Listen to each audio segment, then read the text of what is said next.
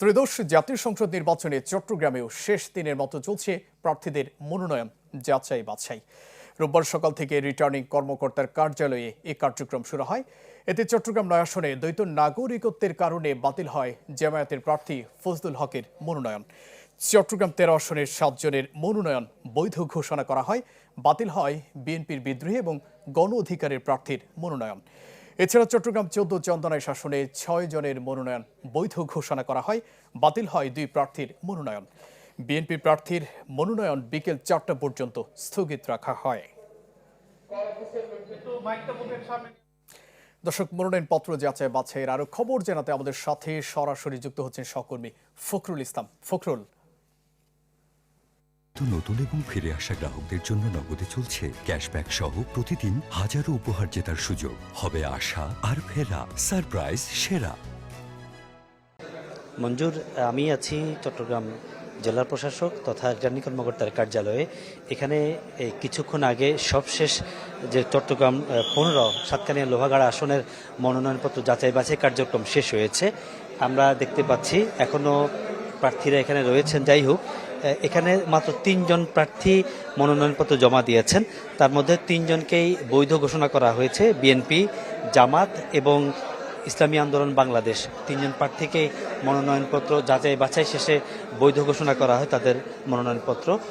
এই কিছুক্ষণ পরে শুরু হবে চট্টগ্রাম ১৬ বাঁশখালী আসন।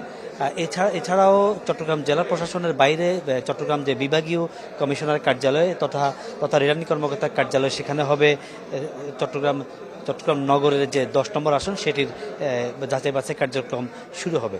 এখানে একটি বিষয়, যে নির্বাচনী যে আচরণবিধি আসলে সবাই মানার চেষ্টা করছেন, মানার কথা বলছেন, কিন্তু প্রার্থীদের সাথে আজও যাচাই বাছাই কার্যক্রমে মাঠ পর্যায় থেকে তাদের যে কর্মী সমর্থকরা এসেছেন, আসলে সেখানে তাদের যে অবস্থান, শোরগোল এবং যে উল্লাস প্রকাশ, সে জায়গায় কতটা নির্বাচনী যে আচরণবিধি সেটি মানা হচ্ছে, এটা নিয়ে যথেষ্ট সংশয় থেকে যায়। আমরা যেটা দেখেছি যে চট্টগ্রামের যে চন্দনাইশের যে যখন যাচাই বাছাই চলছিল ১৪তে, চট্টগ্রাম ১৪, সেখানে তখন যে এলডিবির প্রার্থী কর্নেল অলি আহমদের ছেলে, তার যখন যাচাই বাছাই চলছিল, তখন তার কর্মী সমর্থকরা ছাতা মার্কা প্রতীক নিয়ে বেশ তারা বাইরে স্লোগান দিতে থাকে সম্মেলন কক্ষের বাইরে। এটা নিয়ে এক ধরনের কথা উঠেছে যে এটা আচরণবিধি লঙ্ঘন। এছাড়াও বিভিন্ন প্রার্থীর পক্ষে বাইরে মাঠে কর্মী সমর্থকরা বিভিন্নভাবে স্লোগান দিচ্ছে। যাই হোক, এই কিছুক্ষণের মধ্যে শুরু হতে যাচ্ছে এই রিটার্নিং কর্মকর্তার কার্যালয় চট্টগ্রাম ১৬ বাঁশখালী আসনের যাচাই বাছাই। প্রার্থীরা এবং তাদের কর্মী সমর্থকরা এই কক্ষে প্রবেশ করছেন এবং আশা করছি কয়েক মিনিটের মধ্যে এই কার্যক্রম শুরু হবে। এবং এর মধ্য দিয়ে চট্টগ্রামের যে ১৬টি আসনের মধ্যে যে ১৩টি আসন, যে কটি আসন জেলা প্রশাসকের কার্যালয়ে, রিটার্নিং কর্মকর্তার কার্যালয়ে যাচাই বাছাই, সেগুলো এর মধ্য দিয়েই সবগুলো শেষ হবে কিছুক্ষণের মধ্যেই। মঞ্জুর।